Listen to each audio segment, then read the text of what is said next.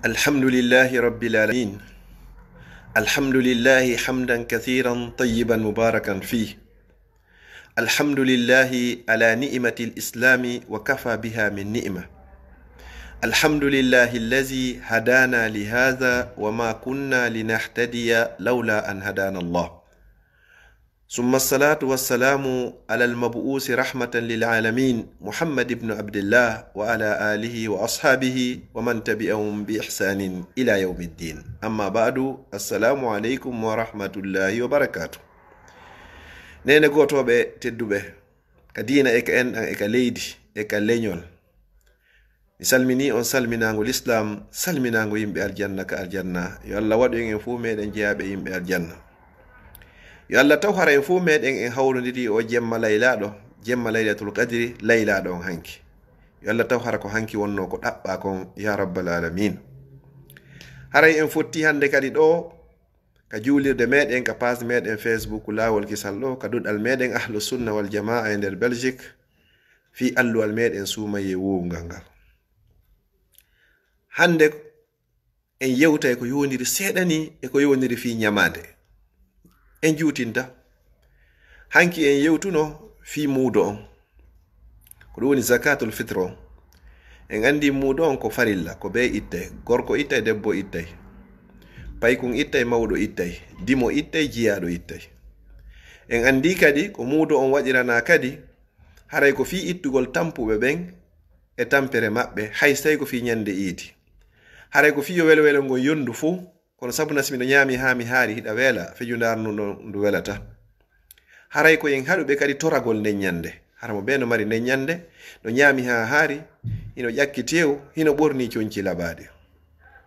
Haray en andi kadi ko ɓuri moƴƴugol e ko ittete muudo kon kadi haray ko ñamete on, si wawi newade, hino sella non mbuuɗi ɗin kadi. Haray en andi kadi payko hoye bobo ɓen ɓe fof maɓɓe ko ɓe ittanteɓe kadi. Haray en andi kadi mo itti muudo on kadi ko yo jonnu miskinɓe ka o hoori ɗon, ka o woni ɗon, ko ɓen woni ko jonnete.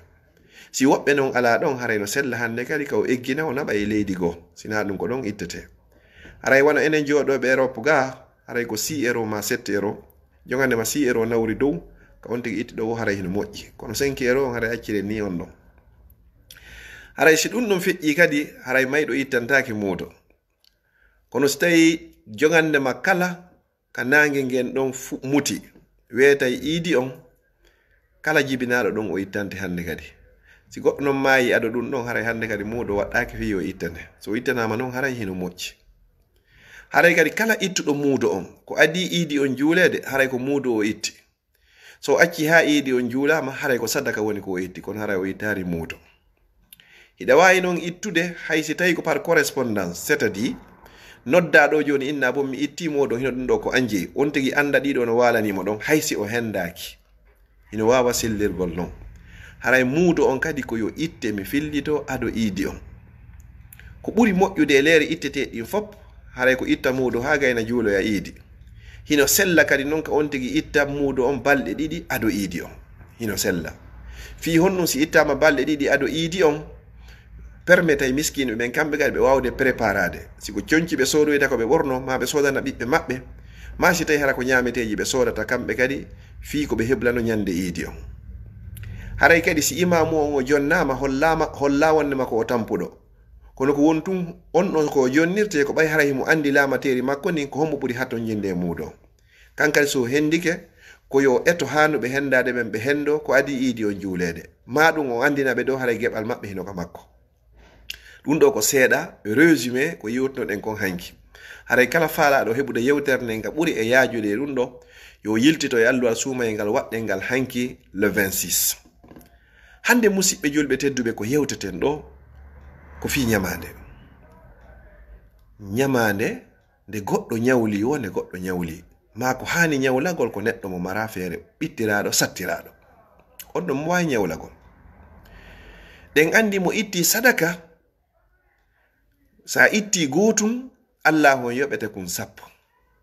Man jaa bil hasanati falahu ashru amsaliha. A yaadi Allah e moƴƴere gotum na mari 10. Ko yewtanten fi ñamaande ko fi onon marɓe ɓe yon hoynan sattiraɓe ɓen, onon marɓe ɓen yon wallito ɓe jogaki ɓen. har ko waɗir li wajhillah. Nelaɗo sallallahu alayhi wa sallam musidɓe jilnte o hadis ɗo moɓɓe ɓe maaki wo laylata usriya bi ila sama, wo jemma mo ɓe royrano on, ko woni royrede ko yarugol jemma. ɓe yewi Makka, ɓe ari ha Palestine Jérusalem, ɓe yewi ɗon ɓe ƴawi ɓe yehi ha ka kammo. wo o jemma ɗo non wo ɓe yi'uno ka dambugal no windi ka dambugal aljanna. E nder ko ɓe yahata kon ɓe inni wo ra'aytu ala babil janna maktuban, ko ɓurnaɗo ɓoy ɓe maaki. wo ɓe yi'i hino windi ka dambugal aljanna wondema as-sadaqatu bi ashri amsaliha. sadaka on moƴƴu gotum ko 10 yoɓete. har ko sadaka ittuɗa, itta jonna goɗɗo sadaka ennero Allah yoɓama 10 euro, okka goɗɗo sadaka 10 euro o yoɓama 100 euro, okka goɗɗo sadaka 100 euro Allah yoɓitoyama 1000 euro, okka goɗɗo 1000 euro sadaka Allah yoɓitoyama 10.000 euro yawmal qiyama. jon non ɗum ɗo ko sadaka, ittugol sadaka. hiɗen andi ɗum ko moƴƴi kon, hiɗen andi sadaka koye ley ɗum ɗo onti koye nde ɗowdi sadaka makko on wonoyta yawmal qiyama. hiɗen andi ittoɓe sadaka ɓen Allah ɗowdi no yayɓe ka ley ɗowdi arshi makko, ñande tawata ɗowdi wo ala sina ɗowdi makko nden. landiti hoore ma so tawi yiɗa ittude sadaka. neɗɗo ittowo sadaka Allah dandaymo probléme, neɗɗo ittowo sadaka Allah hoynanaymo. kala sattiraɗo yo duumo e ittugol sadaka, kala nawniraɗo yo duumo e ittugol sadaka. nela sallam no maaki wo ñawndire nawnuɓe monɓen sabu hebbingol ittangol ɓe sadaka. yimoɓen ɓe inni wo sadaka lannata jawdi julɗo.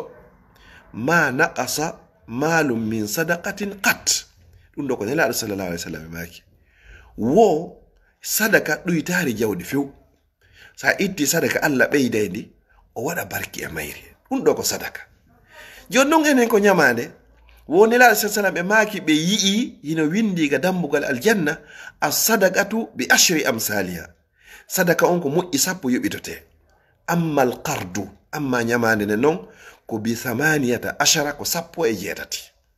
subhanallah, subhanallah. itta sadaka jawdi fof ndi yehi Allah yoɓitema 10.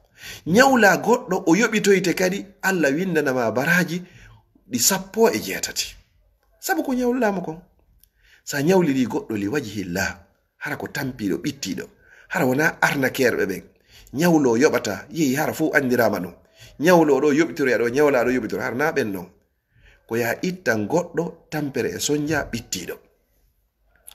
nelaɗo sallallahu alaihi wasallam ɓe maaki ñande be ñande yeru konko ñawluɗamo hiɗa windanede baraji wasa itti sadaka.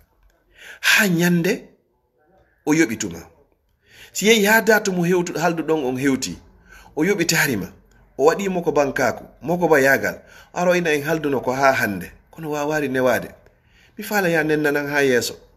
sa inni a nennanimo Allah subhanahu wa ta'ala ko honno innayma o ina wo a nennani jiyaɗo an o min kadi mi nennanima muñanikema. ila nden ñande yeru montan mo ñawluɗamo on ko sifa on winnanteɗa nde laabi 10 ɗa ittude mo sadaka ha ñande ɗon kadi hewti. mi jonna misal, a ñawli goɗɗo ɗo 10 euro, haldon non ko ha lewru mois de mai on ɗo maya. ndu maya tun waro inna mi heɓari 10 euro, mi fala ya dirnana yeeso illa inna mi dirnanima. jogande maka dirnanɗamo ɗon ñalande be ñalande, ñande be ñande a winnante baraji wasa itti 100 euro ha ñande o jonnitumaɗe. ko wawi ɗum ɗo ko wiyeteɗo Allah ɓayimo fala en fop meɗen ye yaw aljanna. ko wawi ɗum ɗo fuu ko Allah o falaka hay goto e jiyaɓe makko ɓen naatoya yiide jahannama. musidɓe julɓe tedduɓe, enen ñawlotoɓe non wata en wonu sabu kadi ha ñawloɓe ronka ñawlude. ñawlo ronka yoɓitugol. aya ɓurɗo juutude on ka nder alqur'ana ko fi aya ñamande. ya ayyuhallazina amanu ko no yo gomɗinɓe iza tadayantum bidaynin, so tawi ɗon ñawlonirde ñamande ha e lajal andagal wo faktu buhu koyo windo. ndare portoɓe ɓe wona julɓe ɓen kamɓe ko ɗum ɗo woni ko ɓe gollitiri. janɗi fanɗi ɓe winda on ɓe ala manitade.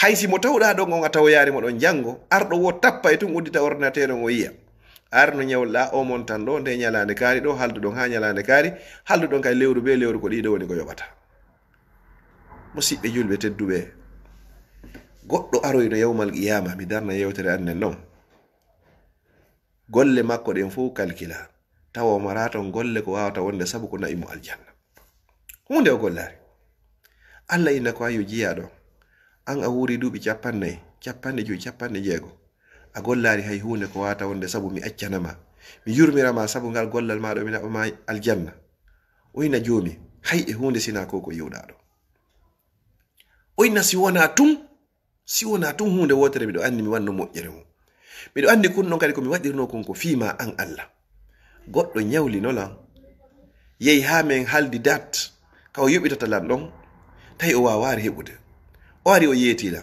mi inni mi munyanike ma yew hatuma de heboyda o ara yobitala Allah subhanahu wa ta'ala buri humpitade alhaali mabbe Allah inna o do sabu ko munyani da jiyaado an on kon sabu ko munyani angel jiyangel an sabu ko hoynanda mo kon sabu ko asattinanaari mo kon sabu ko abittinanaari mo kon yaw an kadi mi hoynanima mi yurmike ma mi yaafike ma mi ukkima aljanna mi dandi ma yite sabu nyamande on to sokno hara wona ƴettay ɓe musibɓe muɗum sokkoya ɓiloya sabu nyamande no wodi noon woɓɓe go katton ɓe ganade ko ɓe sokke ɓe ɓiloye sa nyawlike ko ya jaɓu hiɗa nyawli qirritoɗa reconnaissa toroɗa faabo e hoore ɗum ɗon yo jama on yaafama e hoore ɗum ɗon mi toriki Allah subhanahu wa ta'ala yo Allah hawtide en fop meɗen o yaafo en o wurna en koye julɓe o ƴettita en ko gomɗinɓe haray musibɓe julɓe tedduɓe meɗen fonti juuɗe han joni kadi fiino waweten sodirgol juulirde meɗen masjidu ibadur rahman haray fokkitama moƴƴa mo beyo eto ƴawa ka nder batowal hara bato on accari mo gollal Allah ko laatotongal inna allaha balighu amri ko desidi ko ɗum kanko be laato yo timma e fiw ko yiɗima wurtama fiya gollanmo kanko Allah gollana dina makko kam si wona ɗum Allah kan hino mari ko gollanamo himo mari ko rewamo sa rewarimo no mari ko rewamo sa yeddimo hino mari ko rewamo hino wodi ɗoftiɓe Allah subhanahu wa ta'ala ɗofto Allah musibɓe julɓe tedduɓe jango si tawi jon jango jaɓi e yewtay fi tububuye suumaye on fokkiti tuube ruttoɗen ka Allah wano Allah noddiri en non ka Qur'an o inni tubu ila Allah tuube faade ka Allah jami'an on fop moɗon ayyuhal mu'minun kono yo gomɗinɓe la'allakum tuflihun belajo Allah subhanahu wa ta'ala o malnay on o danda on yiite o hokka on aljanna mi toriki Allah subhanahu wa ta'ala yo Allah yaafo en bakkatuji meɗen